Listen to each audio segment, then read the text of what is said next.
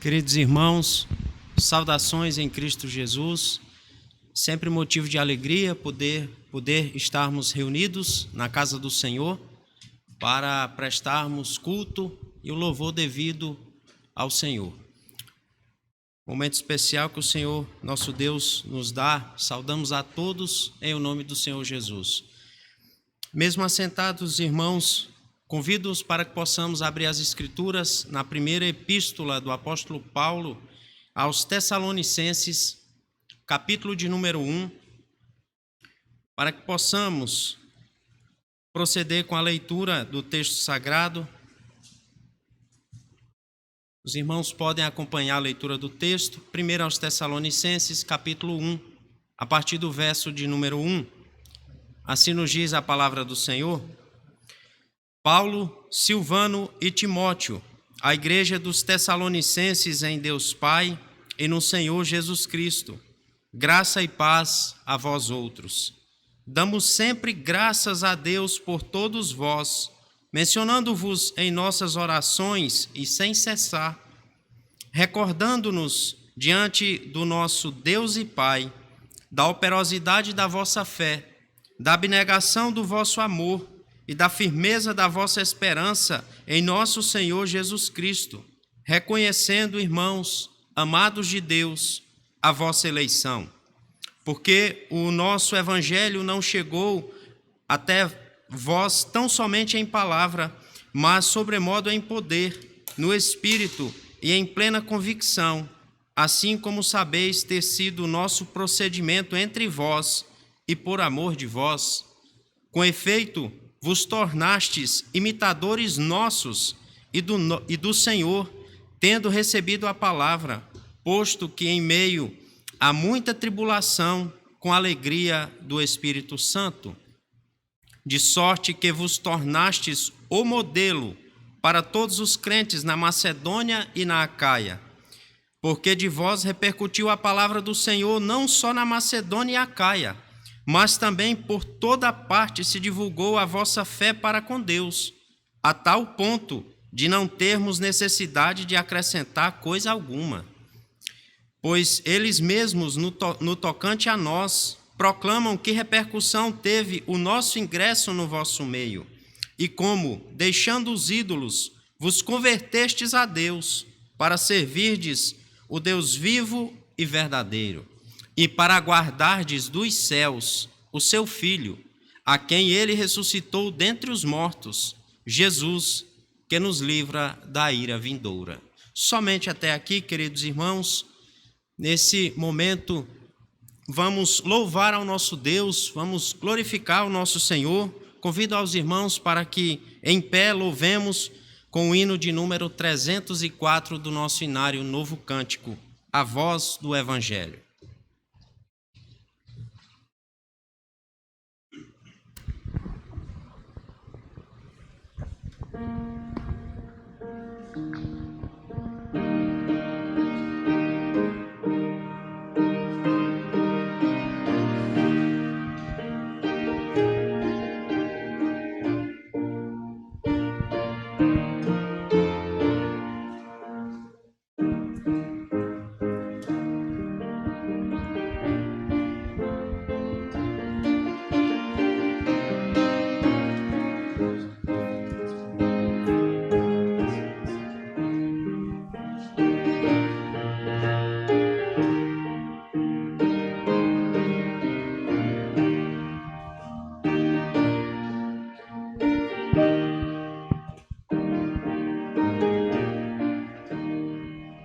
A voz do Evangelho já se fez ouvir aqui, publicando em som alegre o que Deus já fez por ti.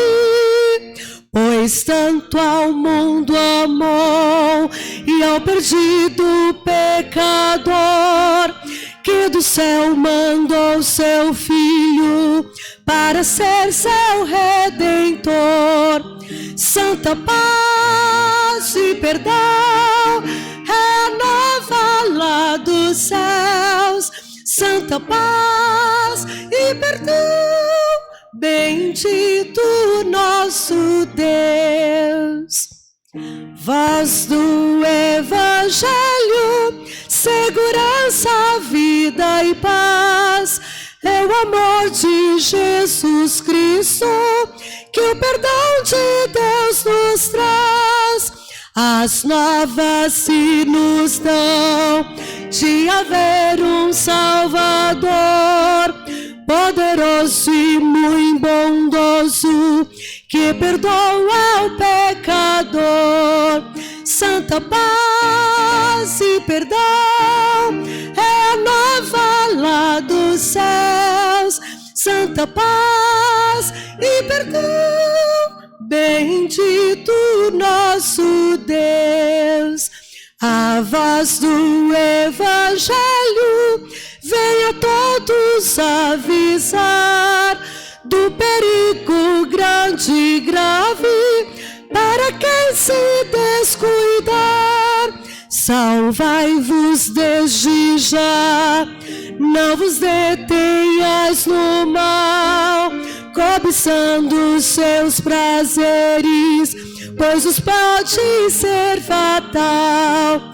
Santa paz e perdão é a nova lá dos céus. Santa paz e perdão, bendito nosso Deus.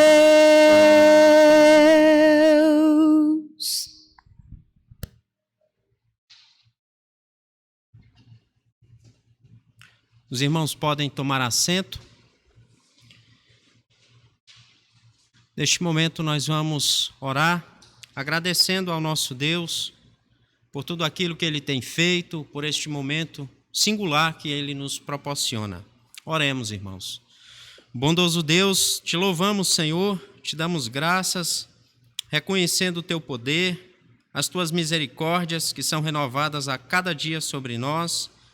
Nós te bendizemos, ó Deus, por esta oportunidade que o Senhor nos dá, de estarmos reunidos, ó Deus, na tua casa, para louvarmos e glorificarmos o teu nome. Neste momento, ó Pai, nós suplicamos a tua condução em todos os atos da ordem litúrgica. Nós suplicamos, ó Deus, a tua graça para o momento de ministração da tua palavra. Que o Senhor, ó Deus, fale aos nossos corações. Que o Senhor nos confronte, ó Deus, e que o Senhor nos molde a cada dia, nos tornando mais parecidos com Cristo nosso Senhor. Perdoa os nossos pecados, ó Deus, e nos assiste para que possamos prestar um culto aceitável ao Senhor. Perdoa, ó Deus, os nossos pecados. Assim oramos, em nome de Jesus. Amém. O Rei Jesus, queridos, o Rei Jesus que nos regenerou através do Evangelho, foi o texto que acabamos de ler. O Rei Jesus também nos comissionou a fazermos discípulos. Mais uma vez, convido os irmãos para que possamos abrir as Escrituras, nesta oportunidade no Evangelho de Mateus, capítulo 28. Mateus 28, para que possamos proceder com a leitura dos versos 18 a 20. Faremos a leitura a uma só voz. Mateus, capítulo 28, versos 18 a 20. Assim nos diz a palavra do Senhor. Jesus, aproximando-se, falou-lhes, dizendo: Toda autoridade me foi dada no céu e na terra. Ide, portanto, fazei discípulos de todas as nações, batizando-os em nome do Pai, e do Filho, e do Espírito Santo, ensinando-os a guardar todas as coisas que vos tenho ordenado. E eis que estou convosco todos os dias, até a consumação dos séculos. Amém. Somente até aqui. É chegado o momento, queridos, que temos a oportunidade, de forma silenciosa, de orarmos, de confessarmos as nossas faltas ao nosso Deus. E após alguns instantes em oração silenciosa, nós vamos louvar ao Senhor com o hino 289 do nosso inário Novo Cântico. Oremos de forma silenciosa por alguns instantes.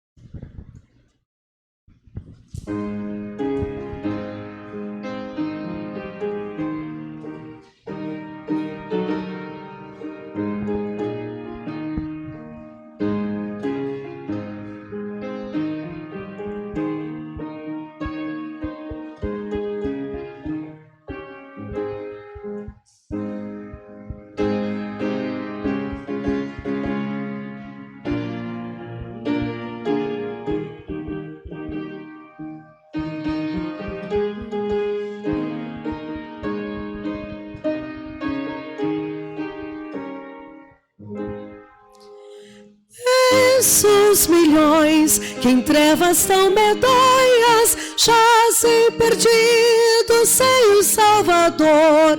Oh, quem irá às novas proclamando que Deus em Cristo salva o pecador?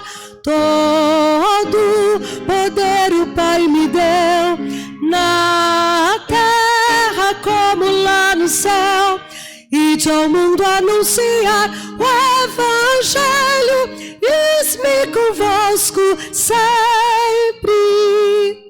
Portas abertas, eis por todo o mundo, servos de Deus, avante sempre andai.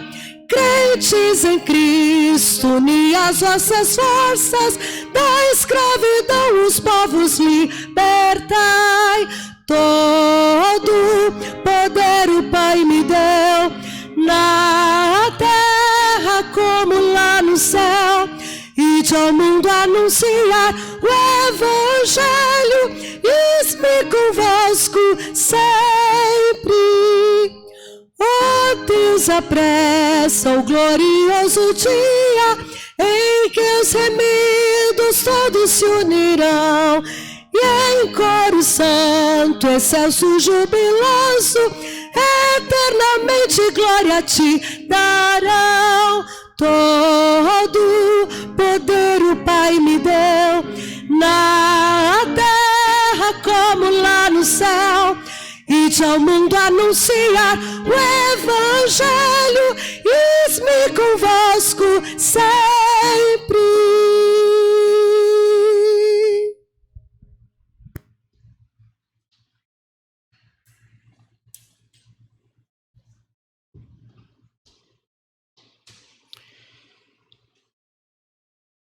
O Rei Jesus voltará para buscar o seu povo.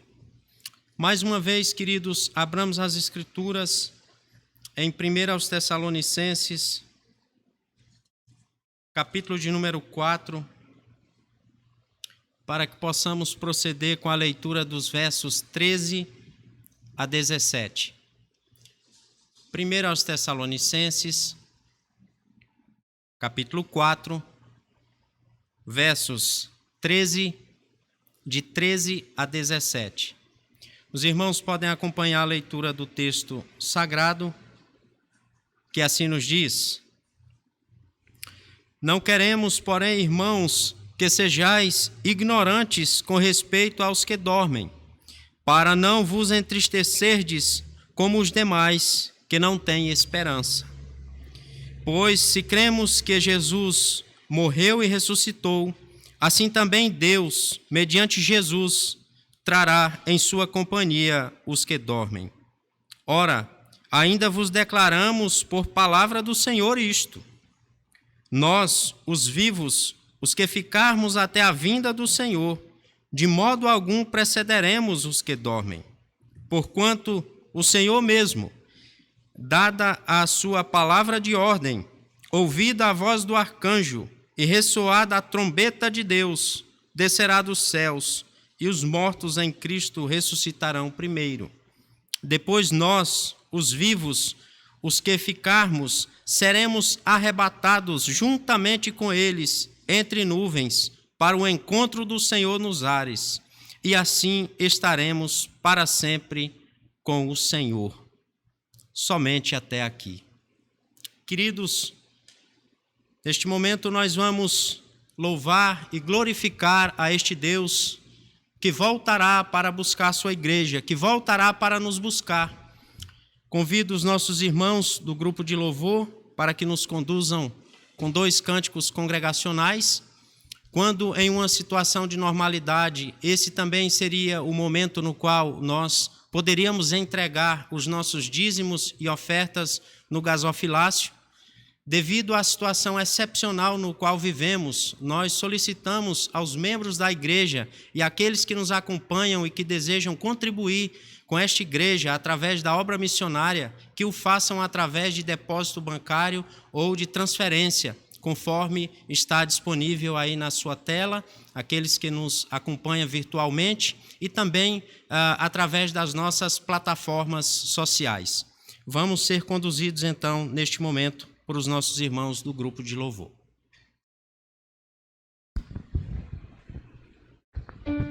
Louvemos a nosso Deus.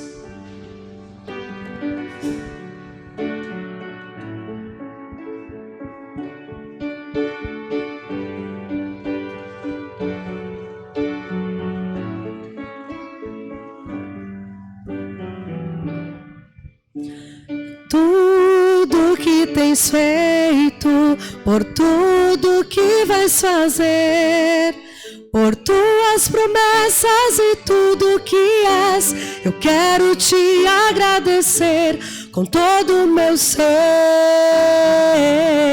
Por tudo que tens feito, por tudo que vais fazer, por tuas promessas e tudo que és, eu quero te agradecer com todo o meu ser. Te agradeço, meu Senhor. Te agradeço, meu Senhor. Te agradeço por me libertar e salvar, por ter morrido em meu lugar. Te agradeço, Jesus, te agradeço. Eu te agradeço, te agradeço.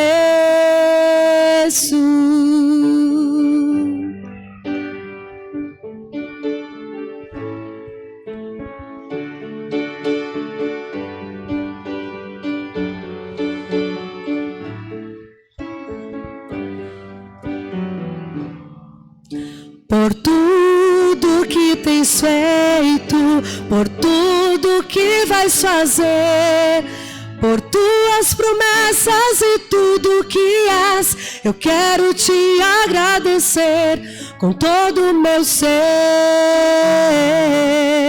Te agradeço, meu Senhor. Te agradeço, meu Senhor. Te agradeço por me libertar e salvar, por ter eu te agradeço, Jesus, te agradeço, eu te agradeço, te agradeço.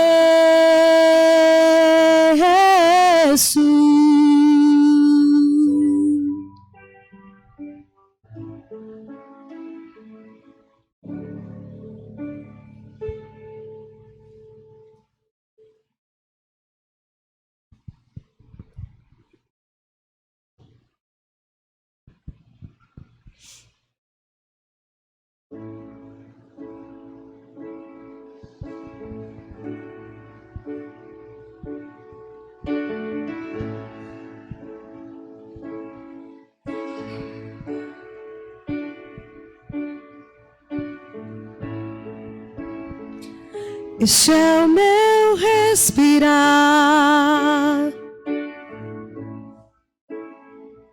este é o meu respirar. Teu Santo Espírito vivendo em mim.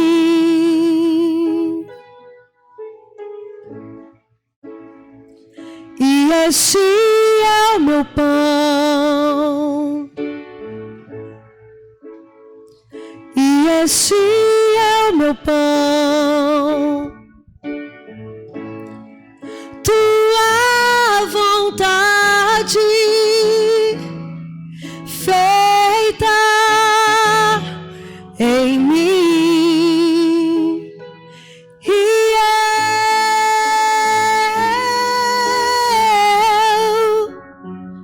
eu nada sou sem ti,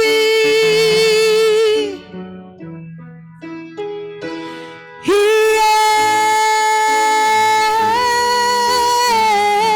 eu perdido sou sem ti.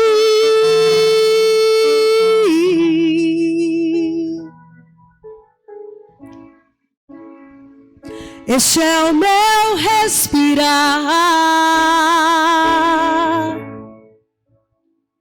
este é o meu respirar. Teu Santo Espírito vivendo em mim.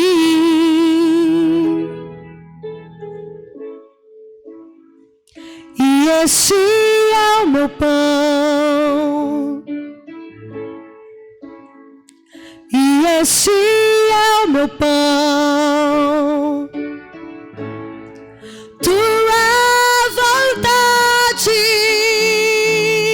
feita em mim, e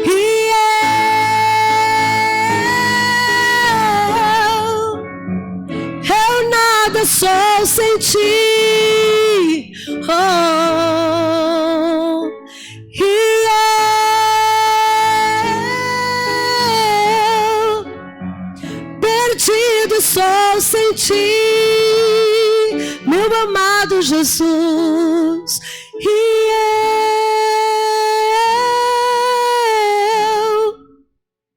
eu nada sou sem ti, e eu perdido sou sem ti.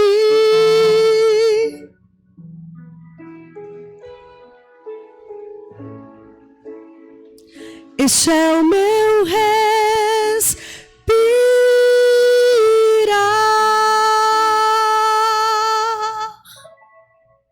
Amém.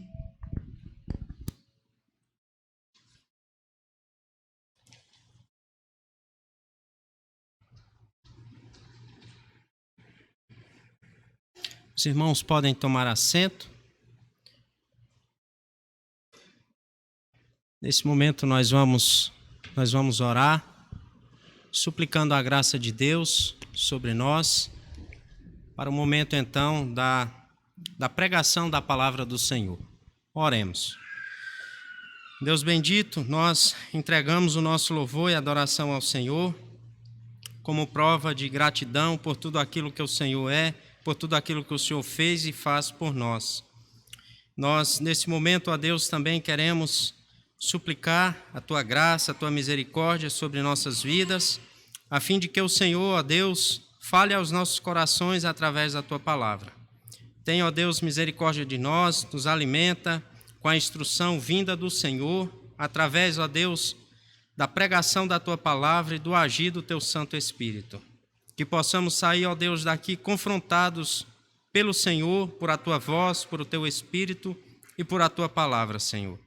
Para que possamos, cada vez mais, ó Deus, caminharmos segundo a vontade do Senhor para nossas vidas. Tem misericórdia de nós, ó Deus, assim oramos, em nome de Jesus. Amém. Queridos, gostaria de convidá-los para que possamos abrir as Escrituras no Evangelho de Lucas. Lucas, capítulo de número 19.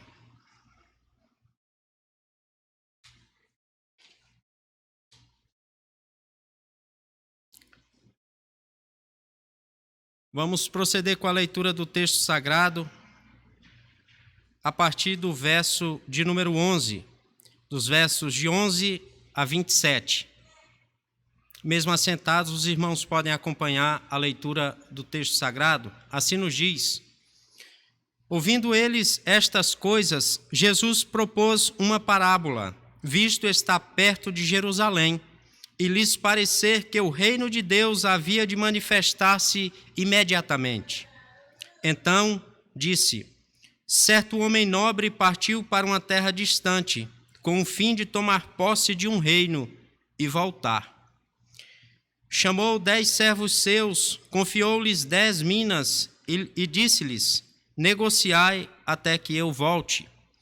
Mas os seus concidadãos o odiavam e enviaram após ele uma embaixada dizendo: não queremos que este reine sobre nós. Quando ele voltou, depois de haver tomado posse do reino, mandou chamar os servos a quem dera o dinheiro, a fim de saber que negócio cada um teria conseguido. Compareceu o primeiro e disse: Senhor, a tua mina rendeu 10. Respondeu-lhe o Senhor: muito bem, servo bom, porque foste fiel no pouco, terás autoridade sobre 10 cidades. Veio o segundo dizendo: Senhor, a tua mina rendeu 5. A este disse: terás autoridade sobre 5 cidades. Veio então outro dizendo: eis aqui, Senhor, a tua mina, que eu guardei embrulhada num lenço.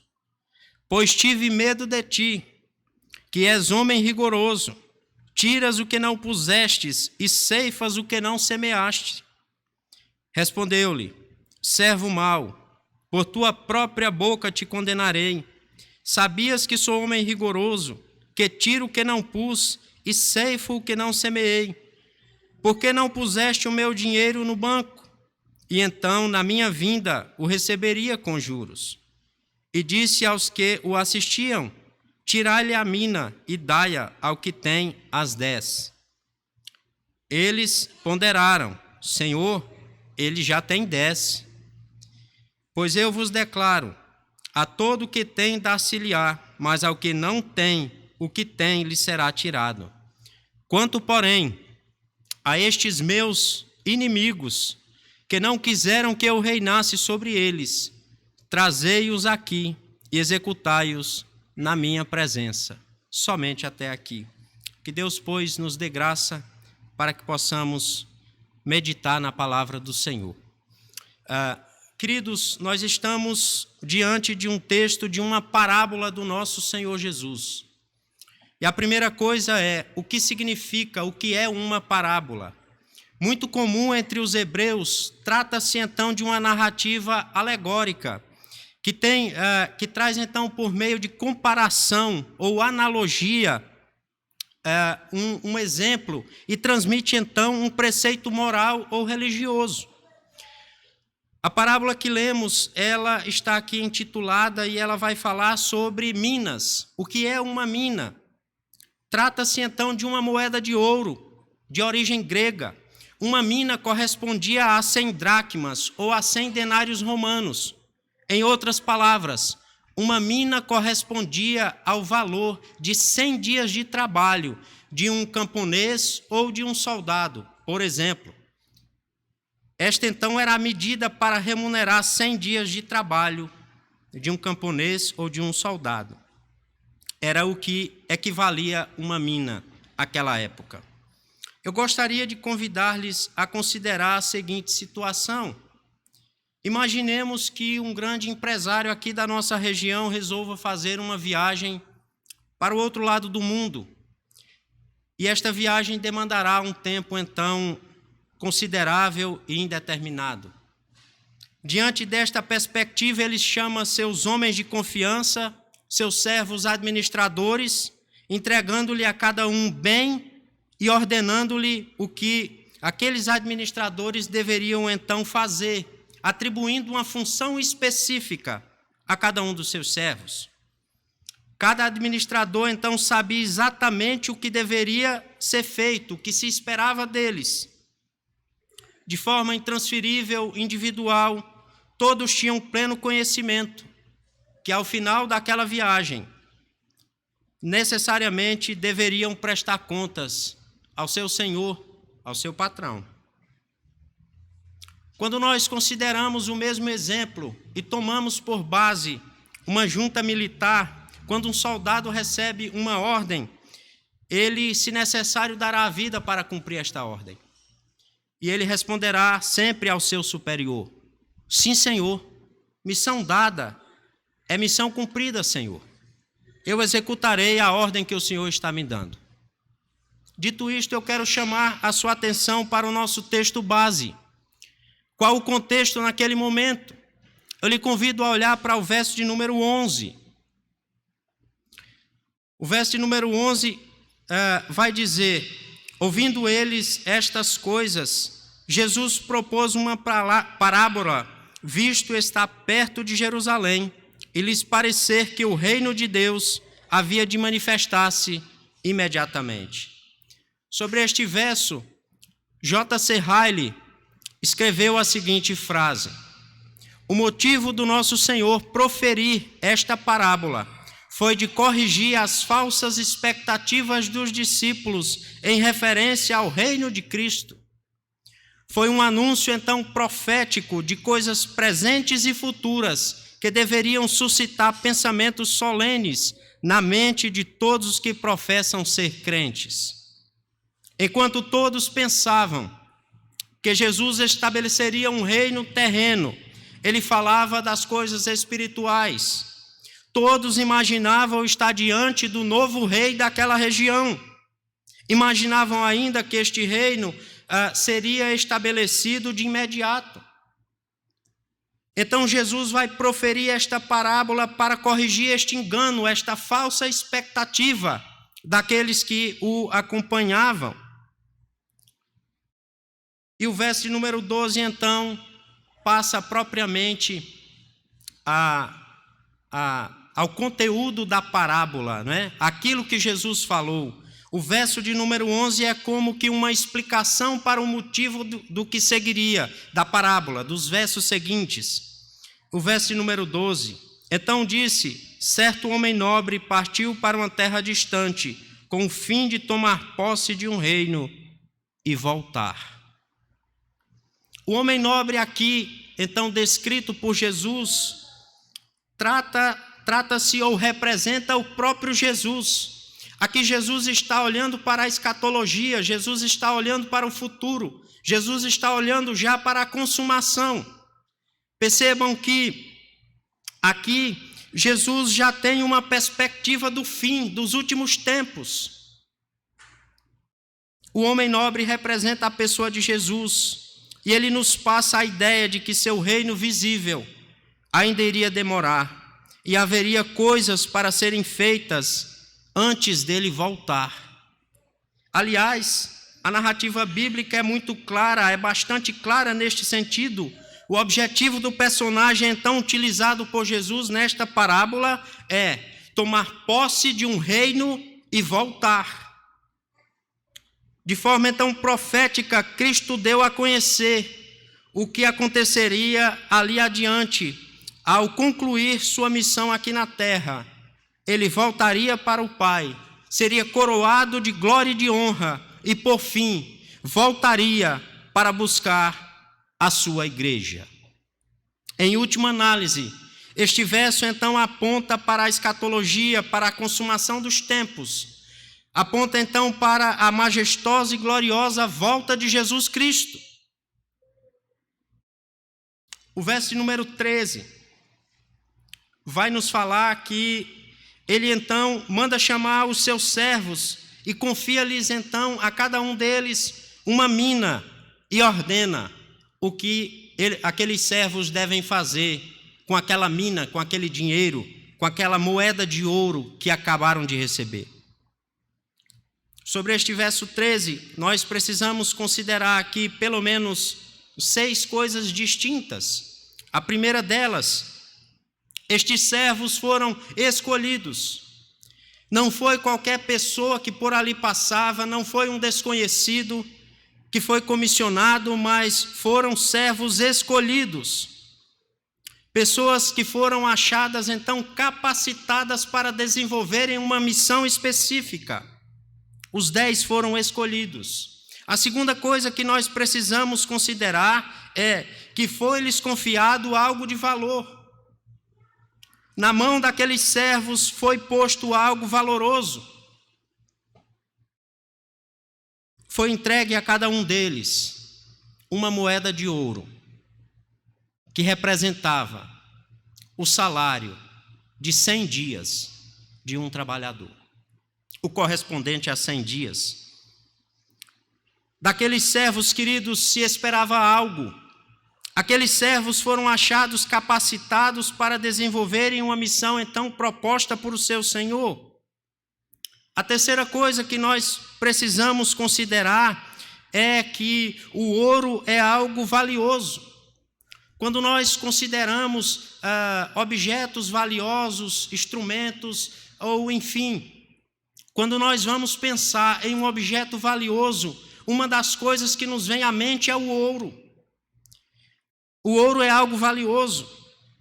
Assim como naquela época, creio que nos nossos dias nós não vamos sair entregando objetos de ouro a qualquer pessoa. Nós colocamos um objeto de ouro na mão daquelas pessoas que nós verdadeiramente confiamos.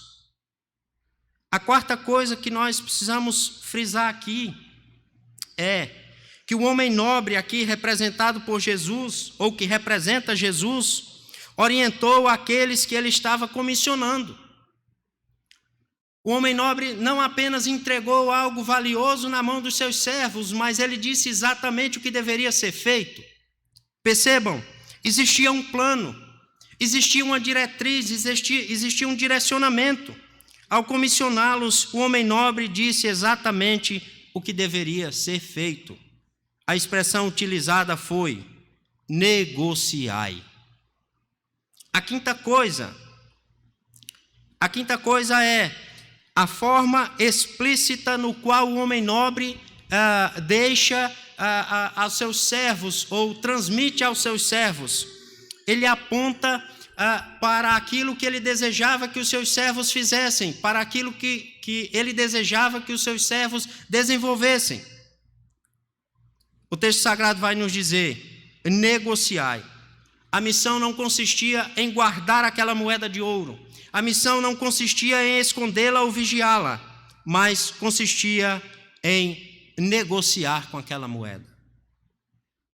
A sexta coisa que nós precisamos considerar é o lapso temporal. Por quanto tempo os servos deveriam desenvolver esta missão? O texto também vai nos dizer: por tempo indeterminado, até a volta do seu Senhor. Aquele homem não estabeleceu um prazo para a missão. A missão, então, só chegaria ao fim com a volta de quem os arregimentou. William Hendrickson, comentando este versículo, ele diz: eis o ponto da parábola. Aqueles que ouviram o evangelho têm de proclamá-lo. devem conduzir-se de tal maneira que, por meio de sua palavra e do seu exemplo, os pecadores são conduzidos ao Senhor. Os crentes são fortalecidos na fé. Eles mesmos se desenvolvem em cada virtude cristã. E toda a esfera social, econômica, política, educacional, etc., é conduzida sob a influência do Evangelho. E tudo isto para a glória de Deus.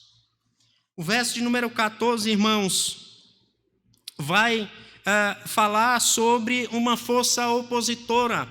Vai falar, então, sobre aqueles que são contrários, então, ao reinado do nosso Senhor Jesus. Diz o verso de número 14. Mas os seus concidadãos o odiavam e enviaram após ele uma embaixada dizendo: não queremos que este reine sobre nós. Aqui nós temos uma representação da rejeição, então, a Cristo. Jesus foi rejeitado pela maioria, de fato, Jesus foi rejeitado. A maioria do povo da sua época não lhe deu crédito, muito embora as multidões seguiam a Jesus.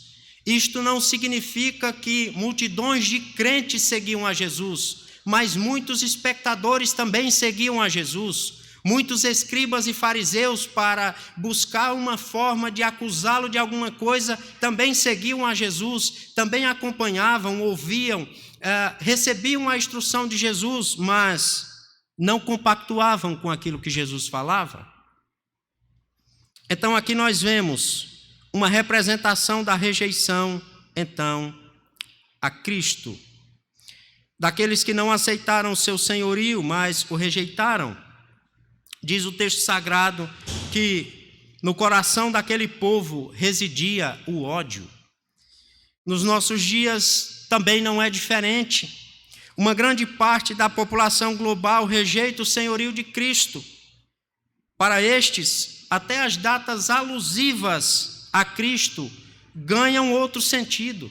Por exemplo, a humanidade costumeiramente celebra o Natal, mas não comemora o nascimento de Cristo. Para a maioria da população global, o Natal é um tempo de festa, de amor, é um tempo de confraternização em família, é um tempo de ganhar presente, é o tempo das férias. Mas não há a consciência que aquela data específica nos faz pensar, nos faz considerar no cumprimento da promessa de Deus, enviando então o Cordeiro Pascal. A humanidade também celebra a Páscoa sem considerar o sacrifício de Cristo na cruz do Calvário. Para a maioria, então, da população global, a Páscoa é um tempo específico para ganhar chocolate, para ganhar presente, para pensarmos em uma alegoria, em coelhinho ou alguma coisa do tipo.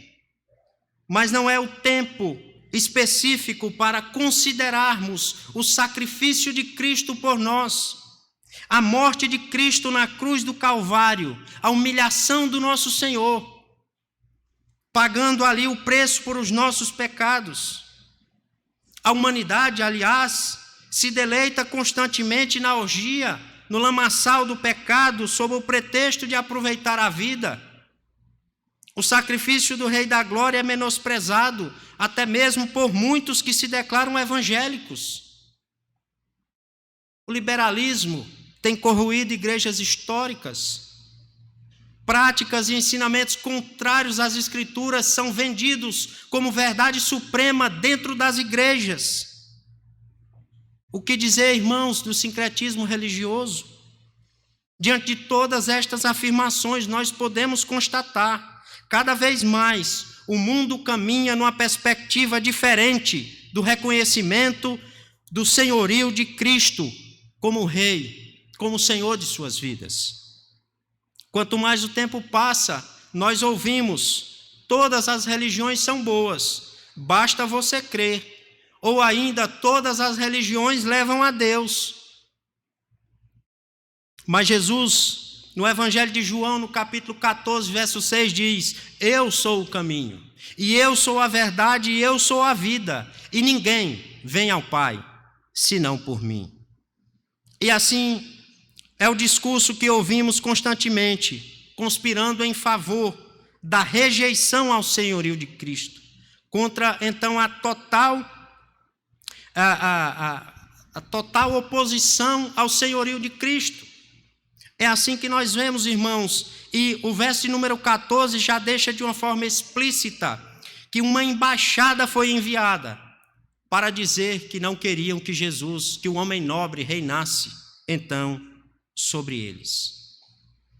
O verso número 15 nos parece já com a história resolvida, porque o verso número 15 vai dizer: quando ele voltou, depois de haver tomado posse do reino, ou seja, aquela força opositora não foi capaz de vencer os desígnios de Deus. Que o homem nobre, que a pessoa de Cristo, a pessoa bendita do Filho, então triunfasse e fosse revestido de glória, de poder, de majestade, e reinasse então sobre tudo e sobre todos. E o verso número 15 vai nos dizer: quando ele voltou, depois de haver tomado posse do reino, mandou chamar os servos a quem dera o dinheiro, a fim de saber que negócio cada um teria conseguido. Depois de haver tomado posse, o homem nobre voltou.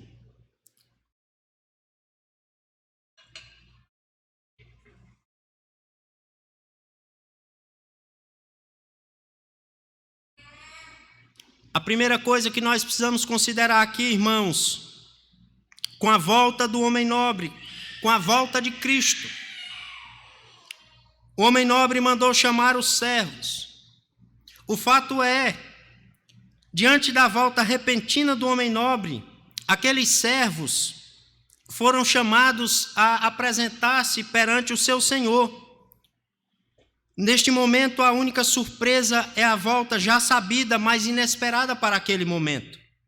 O homem nobre já havia prevenido então que retornaria de sua viagem.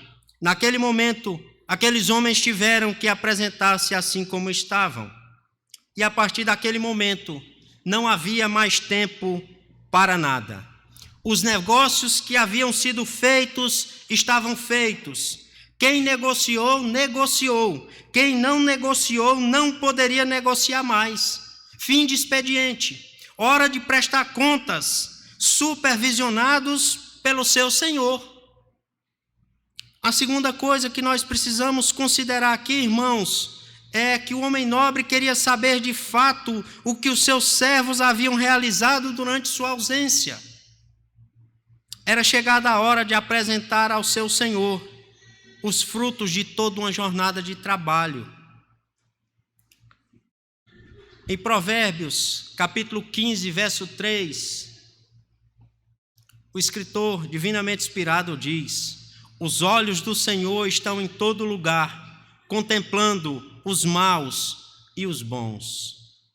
Assim como aquele homem nobre ausentou-se por um período e retornou de forma repentina, queridos irmãos, assim também Jesus voltará. Ele foi profeticamente anunciado. Ele habitou entre nós. Ele morreu a nossa morte. Ele nos redimiu do castigo eterno. E agora está à destra de Deus Pai. E voltará. É o que as Escrituras nos dizem. Aliás, a Bíblia fala de forma profética, registrada através do profeta Isaías, cerca de 700 anos antes de Cristo. Eis que a virgem conceberá e dará à luz um filho, e lhe chamará Emanuel, que quer dizer Deus conosco. Deus cumpriu a sua promessa enviando Jesus. Em João capítulo 1, 29, nos diz que ele habitou entre nós. João Batista, o precursor de Jesus, ao avistar Jesus vindo em sua direção, João Batista exclama: eis o Cordeiro de Deus que tira o pecado do mundo. Jesus prometeu enviar aquele que haveria de redimir a Israel. E ele cumpriu a sua promessa. O escritor aos Hebreus, no capítulo 2, no verso 9, na sua segunda parte, registra que ele pagou o preço por os nossos pecados na cruz do Calvário. Diz o autor sagrado: Jesus, por causa do sofrimento da morte, foi coroado de glória e de honra, para que, pela graça de Deus, provasse a morte por todo homem. Ele cumpriu a sua promessa, meus irmãos. O apóstolo Paulo, quando escreve aos Romanos, no capítulo 8, os versos 1 e 2, vai nos dizer: agora, pois, já nenhuma condenação há para aqueles que estão em Cristo Jesus, porque a lei do Espírito e da vida em Cristo Jesus te livrou da lei do pecado e da morte. Cristo cumpriu cabalmente a missão para a qual foi designado. E neste momento, o nosso Senhor está à direita de Deus Pai e voltará com poder e glória para julgar vivos e mortos e estabelecer o seu reino, irmãos. O apóstolo Paulo, escrevendo a sua segunda carta ao pastor Timóteo, no capítulo 4, verso 1, o apóstolo Paulo registrou: conjuro-te perante Deus e Cristo Jesus, que há de vir julgar vivos e mortos, pela sua manifestação e pelo seu reino. E segue a narrativa, prega a palavra, insta, corrige, repreende. Queridos irmãos, quer o mundo esteja preparado, quer não, Jesus voltará. Jesus voltará. O profeta Amós, no capítulo 4, verso 12, no final do verso 12, o profeta Amós registrou: prepara-te, ó casa de Israel, para te encontrares com teu Deus. Jesus voltará, irmãos. Jesus voltará para buscar o seu povo, para consumar todas as coisas e para estabelecer justiça plena. O verso 16, irmãos: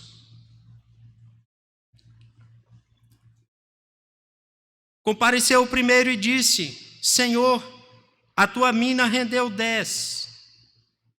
Aqui nós vemos o correto ajuste de contas. O primeiro servo, de forma individual, compareceu perante o seu senhor. Aquele servo apresentou tudo o que ele realizara com aquela mina que lhe foi confiada. Aquele servo apresentou com fidelidade tudo aquilo que foi conquistado a partir de uma mina. O relatório apresentado foi justo, verdadeiro. Assim também será no grande dia do Senhor, pois a mentira e o engano não prevalecerão. Perante o Senhor, aquele servo colocou o principal, aquilo que ele recebeu, uma moeda de ouro, uma mina. E colocou também os frutos, 10 minas. Aquele servo então mostrou ser digno da confiança que lhe foi depositada, cumprindo então com galhardia a sua missão. E no verso 17 nós vemos o justo reconhecimento. Diz o verso 17: respondeu-lhe o Senhor: muito bem, servo bom, porque foste fiel no pouco, terás autoridade sobre 10 cidades. Por bem administrar o pouco, aquele servo foi posto sobre o muito, para fazer multiplicar aquela mina em 10. Certamente aquele servo entregou-se ao trabalho e trabalhou incansavelmente. Certamente aquele servo utilizou-se de seus dons, talentos, valendo-se do seu conhecimento, da sua influência na sociedade. E Deus então contemplou o labor e a criatividade do seu servo. Ao invés de lamentar por ter recebido apenas uma moeda, aquele servo batalhou e Deus fez prosperar. E como fruto então do seu trabalho, aquele servo deixou de administrar 10 minas e passou a administrar 10 cidades, uma cidade para cada mina que ele então ganhou. Nos versos 18 e 19 nós vemos estabelecido aqui o princípio da proporcionalidade. Diz os versos 18 e 19: veio o segundo dizendo: Senhor, a tua mina rendeu 5. A este disse: terás autoridade sobre 5 cidades. Embora tenha produzido menos, fora igualmente abençoado, teve o seu trabalho igualmente reconhecido.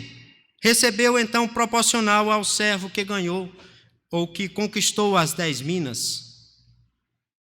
Os versos então 20 e 21 nos diz: então Veio então outro dizendo: eis aqui, Senhor, a tua mina, que eu guardei embrulhada num lenço. Pois tive medo de ti, que és homem rigoroso, tiras o que não pusestes e ceifas o que não semeastes. Com estes 2 versos, irmãos, nós aprendemos que precisamos ter mais cuidado com as decisões que nós tomamos.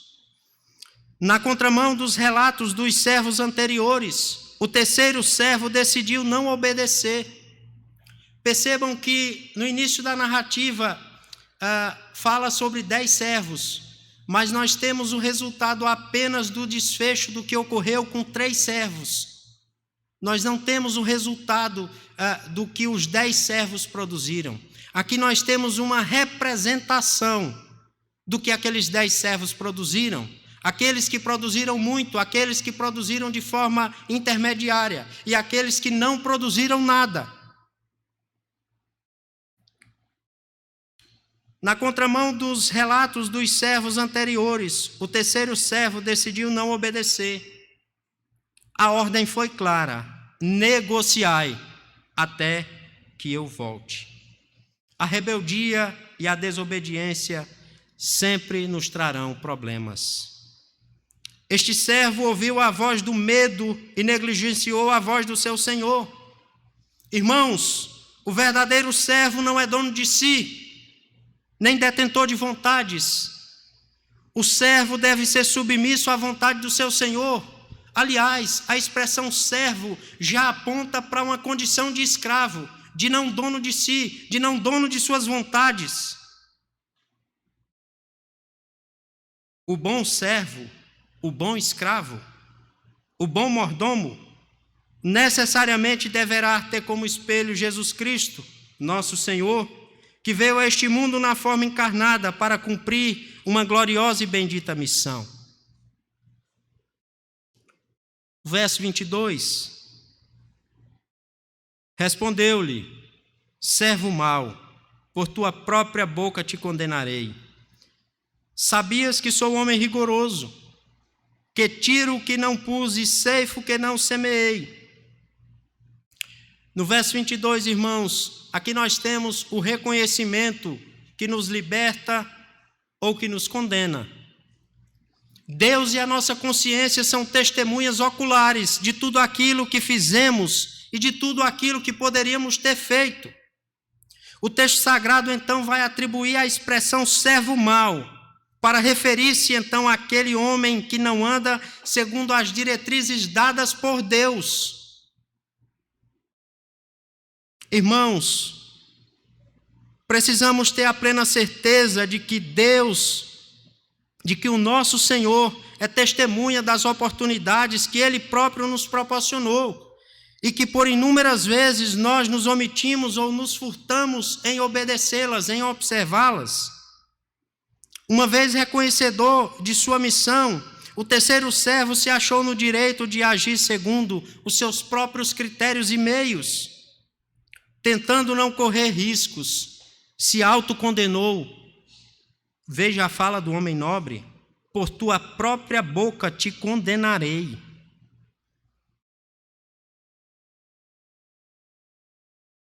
O excessivo temor em executar a ordem que lhe foi dada o fez perder o foco.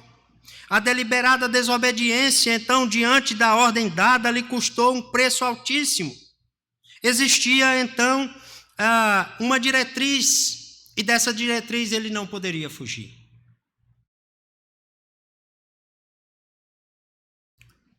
Estou lembrando aqui da antiga frase dos marinheiros: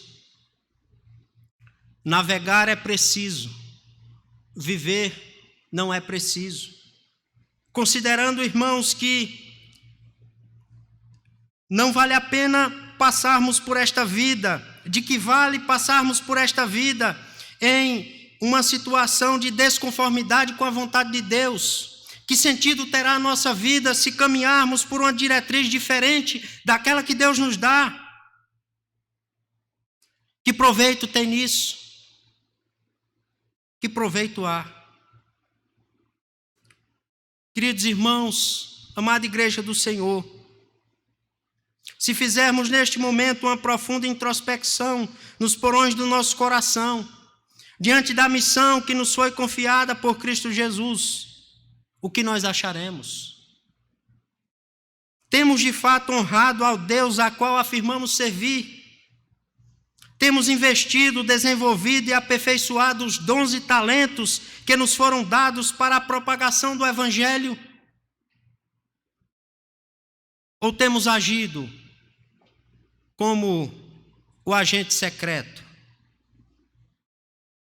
O verso 23 diz um homem nobre: por que não puseste meu dinheiro no banco? E então, na minha vinda, o receberia com juros. Aqui nós vemos uma espécie de providência mínima que o servo deveria tomar, apontando aqui para um rendimento bancário, trazendo para os nossos dias, talvez, uma correção a nível de poupança, vamos dizer assim. Queridos, o fato é, nós precisamos aprender a plantar. É a lei da semeadura, para que no futuro, então, saibamos que existirá uma colheita, pois Deus fará prosperar, Deus dará crescimento. Irmãos, o nosso Senhor está às portas. Ele em breve voltará.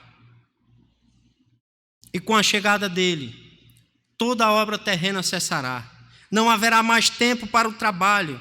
A mina que nos foi entregue será requisitada juntamente, então, com os possíveis frutos e rendimentos. E o fato é, irmãos, qualquer omissão não poderá ser justificada diante de Deus. Não poderemos apresentar uma desculpa diante de Deus para tentar nos isentar de qualquer responsabilidade, porque diante de Deus não existe desculpas. Diante de Deus existe a mais límpida verdade, a mais límpida justiça. Deus não é como o ser humano, que se deixa levar por qualquer justificativa, por qualquer explicação.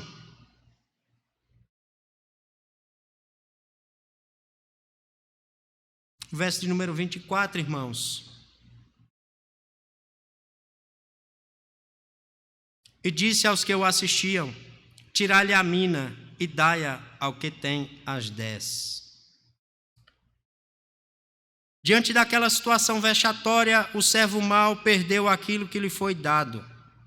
O castigo apresentado ao servo inoperante foi perder aquilo que outrora lhe fora entregue. O texto sagrado, então, utiliza a figura de uma mina representando algo que nos foi entregue e que necessariamente precisamos desenvolver, aprimorar e fazer multiplicar. Nós precisamos aprender a transformar 1 em 10. Nós precisamos identificar quais são os dons que Deus nos deu. Deus nos entregou dons, Deus nos entregou talentos, Deus nos deu muitas oportunidades. Nós não estamos aonde estamos por acaso. Nós não somos frutos do acaso. Mas Deus nos colocou aonde estamos, no lugar onde estamos, no bairro onde estamos, no trabalho onde estamos, na escola onde estamos, os contatos que temos, não por acaso. Mas Deus nos confiou uma missão. E não há tempo a perder, irmãos. O nosso próprio Senhor Jesus afirmou: os campos branquejam e os trabalhadores são poucos, apontando para a urgência da missão. Se os campos não forem colhidos com brevidade, a estação mudará.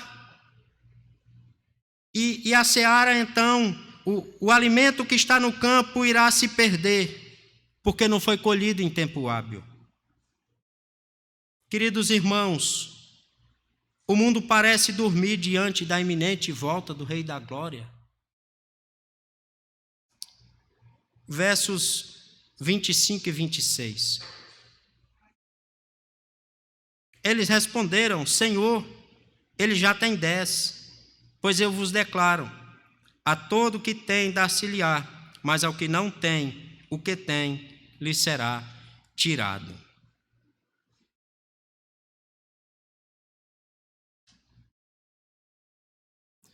O nosso texto base nos diz que o servo mau, aquele inoperante, teve a sua mina retirada e entregue agora àquele que tinha 10 cidades para governar. Diante disso, podemos afirmar, irmãos, quanto mais usamos nossas oportunidades espirituais, mais receberemos e, consequentemente, teremos mais comunhão com Deus. Nossa fé será mais fortalecida, nossa esperança será mais revigorada, nosso caráter será forjado.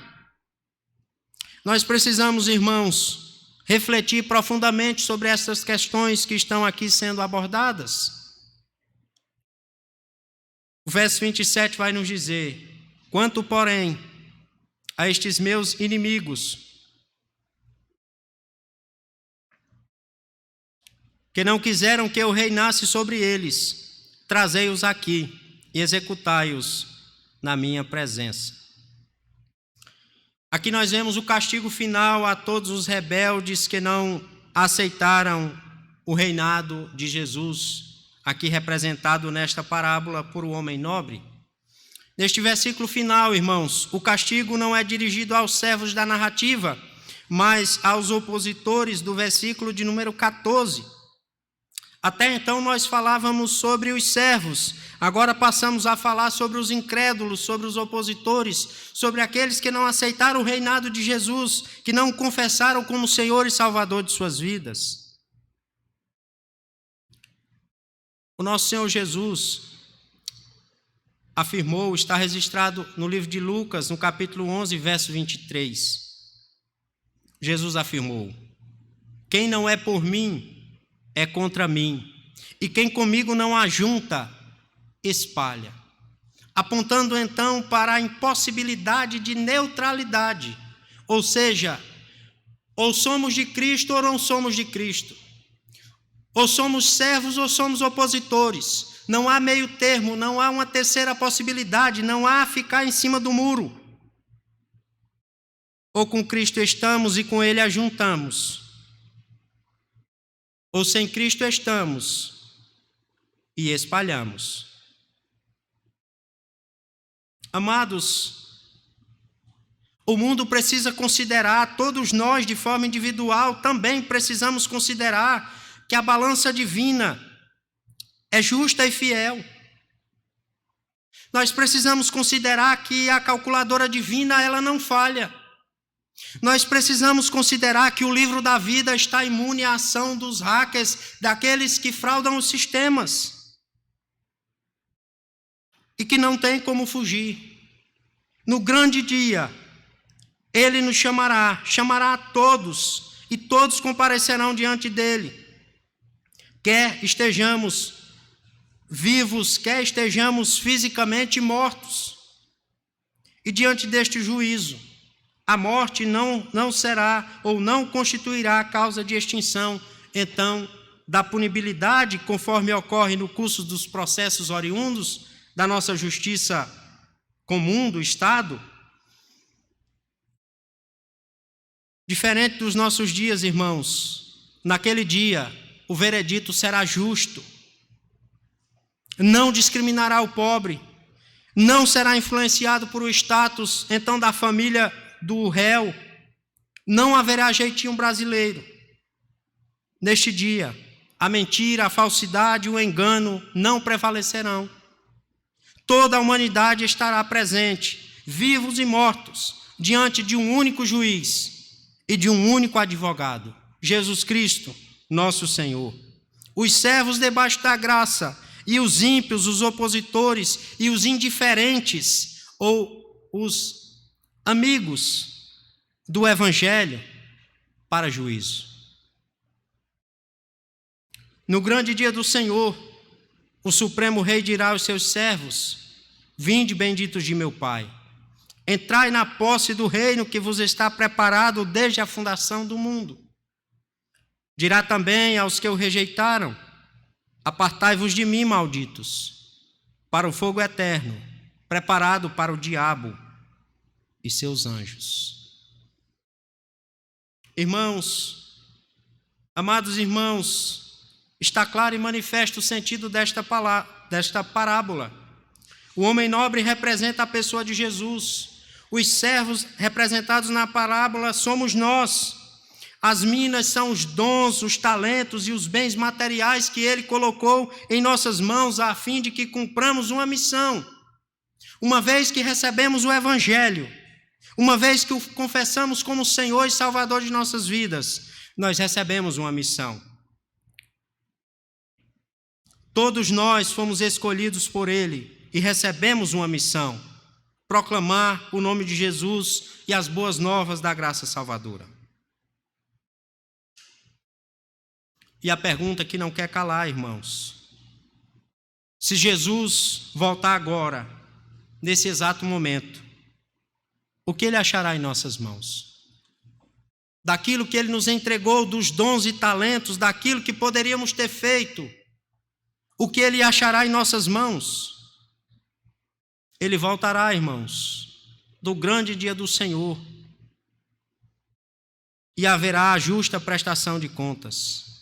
Ali o servo bom e fiel receberá, por graça, não por mérito, por graça e misericórdia de Deus, o sonhado galardão. O apóstolo Paulo, quando escreve ao filho e pastor Timóteo, na sua segunda carta, capítulo 4, versos 7 e 8, ele diz: combati o bom combate, completei a carreira, guardei a fé. Já agora a coroa da justiça me está guardada, a qual o Senhor, reto juiz, me dará naquele dia, e não somente a mim, mas a todos quantos amam a sua vinda.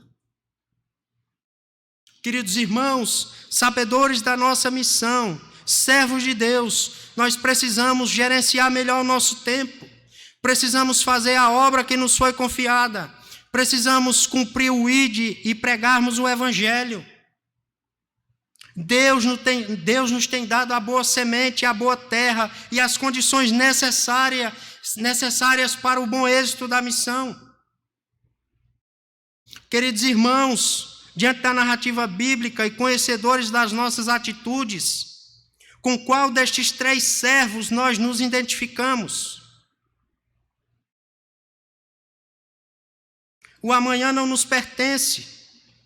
Não sabemos até quando teremos oportunidades. Mas hoje, o nosso Deus nos traz a consciência de quem Ele é e do que Ele requer de nós. Se identificamos, irmãos, a necessidade de mudança, isto demandará de nós atitude. O comodismo deverá desaparecer de nossas vidas. A presente parábola ensina que cada um de nós tem uma tarefa básica: servir a Deus fielmente sem comodismo. Queridos, mais do que uma palavra de juízo, esta é uma palavra de graça, porque ainda há tempo, nosso Senhor ainda não voltou. Que Deus tenha misericórdia de nossas vidas e nos desperte para a glória dele. Amém. Nós vamos louvar ao nosso Deus neste momento com o hino 292 do nosso Cenário Novo Cântico e logo após estaremos fazendo a oração final.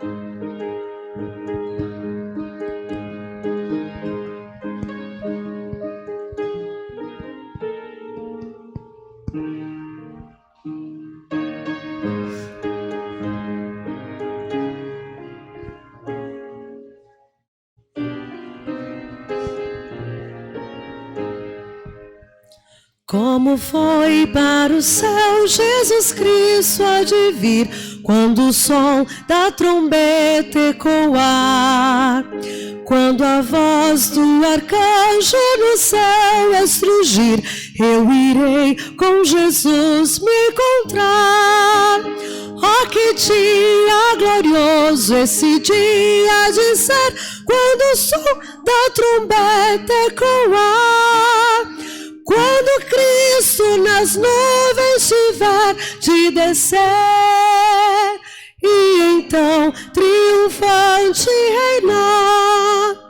Nesse dia de glória o meu corpo mortal, semelhante ao de Cristo há de ser. E já livre da morte, já livre do mal, a vitória de Cristo hei de ver. Oh, que dia glorioso este dia há de ser, quando o som da trombeta ecoar, quando Cristo nas nuvens tiver de descer, e então triunfante reinar. Vem Jesus, ó Senhor, vem depressa reinar, vem a paz e a justiça trazer. Criação, povo teu, tudo almeja o raiar desse dia de glória e poder.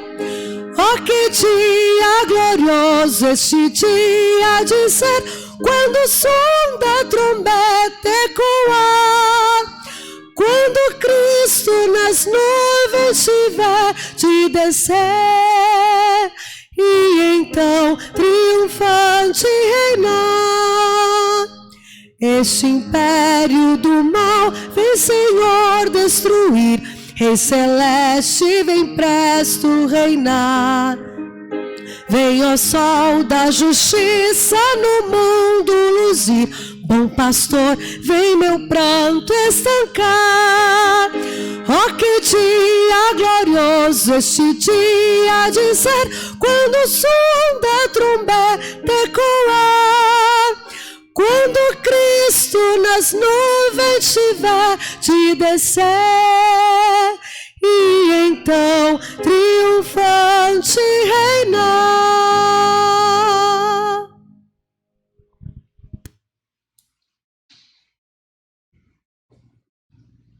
Oremos, irmãos. Santo Deus, maravilhoso Pai, diante de Ti, ó Deus, nós nos prostramos, Senhor, reconhecendo a Tua grandeza, a Tua majestade e glória. Ao passo, ó Deus, que reconhecemos também as nossas falhas, a nossa pequenez e a nossa completa e total dependência no Senhor. Deus bendito, nós, diante da Tua palavra, nos dobramos, Senhor, e suplicamos, ó Pai, que o Senhor faça, ó Deus, do nosso coração terra fértil, e que a Tua palavra, ó Deus, unicamente a Tua palavra, permaneça, Senhor, em nossos corações e venha, ó Deus, a frutificar. Não permita, Senhor, que a Tua palavra seja arrebatada ou que o nosso coração, ó Deus, endurecido, não tenha lugar ou terra fértil para esta palavra, mas que possamos, Senhor, assim como Teu servo registrou, Teu servo Tiago, nos tornarmos, ó Deus, cada dia mais praticantes da Tua palavra, Senhor, e não apenas ouvintes, caindo no pecado do auto-engano. Nos desperta, Senhor, para a Tua obra, para a missão no qual o Senhor reservou para cada um de nós, ó Deus. Continua a nos dar as condições necessárias, Senhor, nos ajuda nas nossas fragilidades, nas nossas fraquezas, nas nossas omissões, ó Deus. Fortalece, Senhor, o Teu povo, derrama graça, ó Pai, e tem misericórdia de nós, ó Senhor. Nos dá, ó Deus, uma semana debaixo do Teu cuidado. Abençoa, Senhor, os nossos irmãos, a liderança desta igreja, os nossos familiares, ó Deus, onde quer que estejam, que a Tua boa mão também, ó Pai, permaneçam com eles. Derrama graça, ó Deus, em cada um dos Teus filhos espalhados por toda a terra. Fortalece, ó Deus, fortalece-os, firma-os na fé, ó Deus, fortalece os passos, dá a eles, ó Deus, cada dia mais amor, esperança e fé no Senhor, para a glória do Senhor. Perdoa, ó Deus, os nossos pecados. É assim que oramos, em nome de Jesus. Amém.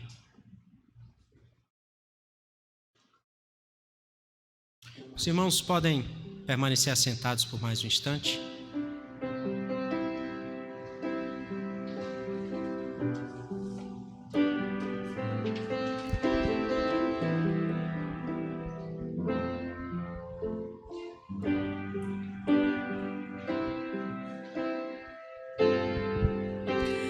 Tu és soberano sobre a terra, sobre os céus, tu és Senhor absoluto.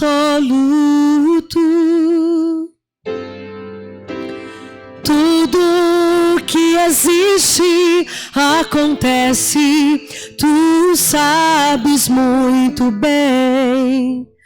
Tu és tremendo. E apesar dessa glória que tens, tu te importas comigo também. E esse amor tão grande eleva-me, amarra-me a ti. Tu és tremendo.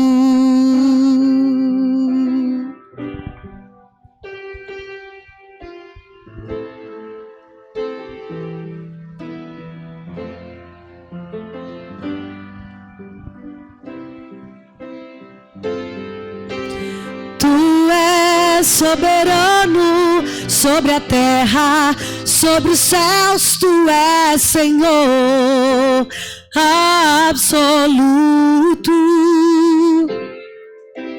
Tudo que existe acontece, tu sabes muito bem. Tu és tremendo. E apesar dessa glória que tens, tu te importas comigo também.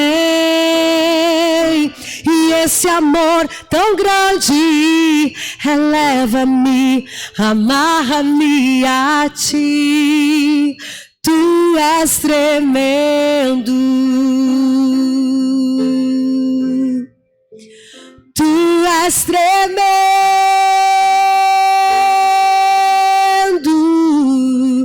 Tu és tremendo.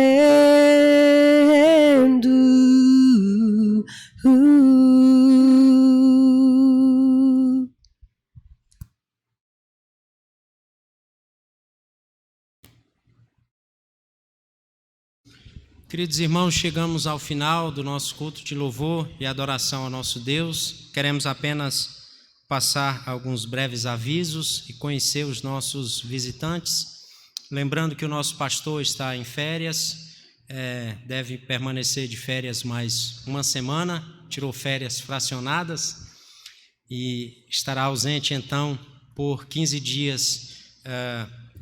Continuemos a orar por ele, por sua família, para que tenha um tempo agradável de descanso e que muito em breve possa retornar para nos ajudar e nos conduzir aqui nos trabalhos.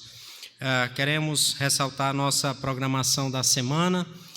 Na quinta-feira, o nosso estudo bíblico e oração intitulado Chimarrão com Bíblia, através das nossas plataformas YouTube e Facebook, a partir das 20 horas, quinta-feira às 20 horas. A nossa reunião de oração sempre aos domingos, a partir das 9 horas da manhã, também através das nossas plataformas. A nossa escola bíblica dominical, através do aplicativo Cisco Webex, temos algumas classes, algumas faixas etárias. Você que nos acompanha através das plataformas e deseja estar conosco, será muito bem-vindo. Entre em contato conosco, de preferência um dia antes, solicitando o link de acesso para que você possa então participar conosco. E o nosso culto de louvor e adoração ao nosso Deus que ocorre presencialmente, conforme as limitações, então, de pessoas e os critérios de segurança estabelecidos por as nossas autoridades governamentais, bem como o protocolo de segurança da própria igreja. Ocorre sempre aos domingos às 16 horas, presencialmente, e esse culto é gravado e transmitido, então, através das nossas plataformas, a partir das 19 horas. Queremos conhecer os nossos visitantes pela primeira vez. Alguém nos visita pela primeira vez? Não? Tá ok, queridos. Que Deus, pois, muito nos abençoe, nos dê uma semana debaixo da sua graça. Deus nos abençoe.